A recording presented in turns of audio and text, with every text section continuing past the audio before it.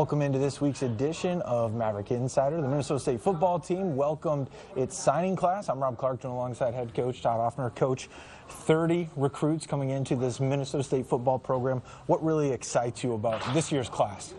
Well, Rob, it's a class that's very full of big people, right? Luck and lineman is very important for us, and speed would be the second thing. I think this is one of the faster, whether it's linemen or skill players or perimeter players. We have a lot of really good athletes that have some really good speed, and we have really good size in this class. This is definitely one of the best classes we've had in quite some time.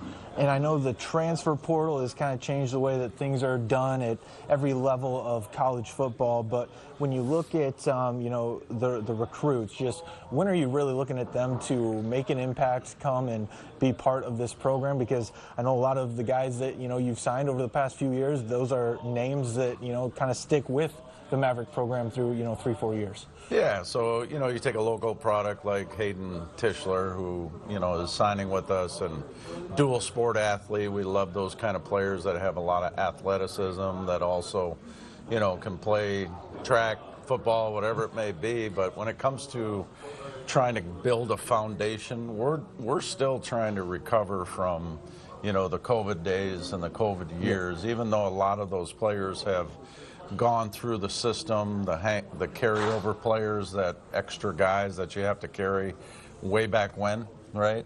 That's kind of run its course. So now we're just trying to add layers to our program. And the way the portal works is any voids that you have in maybe that brick, that foundation that you're trying to build, anything that you find that you have a void, then you attack the portal.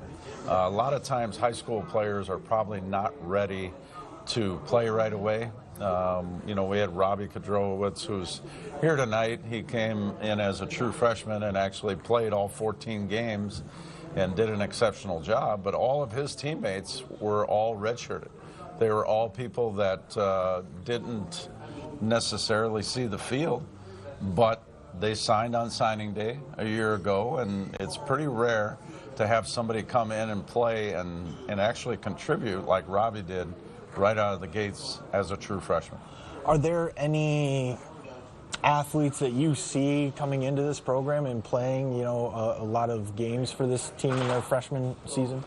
I think it's tough, Rob, to have somebody predict out that they're going to play. A defensive tackle, Barry Cortez, maybe. James Engel out of the cities, maybe as a scat running back. Mr. Tischler, maybe. I don't know. Like there's some pretty exceptional high school football players in this class, and you never know what kind of voids will be created through potential injuries, depth chart, layers within that brick and that foundation that come loose once fall starts. So it's hard to know exactly who's going to play, but I think they all got a great shot of being on the field a year from now and actually contributing right out of the gates. And how key is that redshirt year for freshmen? I know we see a lot of athletes, they come in and then, that they take that redshirt year and they almost look like a completely different athlete when they take the field there on the gridiron. Yeah, Rob, we work really hard. Our guys lift very hard.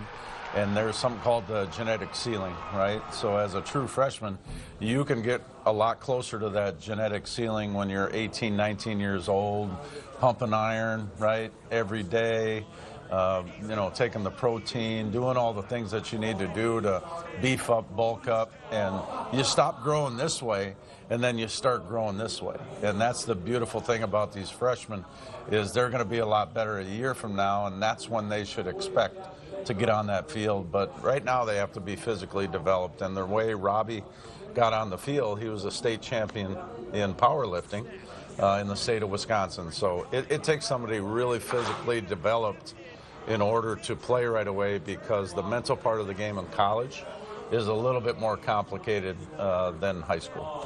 And I know sometimes we can become numb to success. Just how difficult is it, each year to have this team in position to, qualify for that national tournament. And I know, you know, there's been a stretch of years here where, you know, MSU is always in that NCAA tourney coming at the end of the season.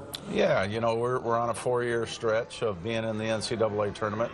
The most recent years, we've had a lot of football games in the playoffs. We have a regional championship. We played for another regional championship and made the national semifinals in the playoffs. We played 6 out of 7 playoff games on the road. So the moral of this story is, Rob, we got to do a heck of a lot better during the regular season. We got to get back to winning conference championships, and that's a really big focus for us right now. Is we've got to get back to trying to win the NSIC titles. We got a South Division title this year, right? Mm-hmm. So maybe the next step is to get that overall title and then maybe have some home playoff games. Wouldn't that be nice? Instead of taking these big jets everywhere and playing football games. So how much of a value has those long seasons really been for some of the younger players to get all those extra reps, you know, when you're playing, you know, 3 to 4 extra games more than everybody else in the conference? Well, it goes all the way through the program, because even those true freshmen who are not playing, you know, they're getting really stronger and faster and more physical, and we see it against our varsity guys that they start struggling with these guys because they're really developing.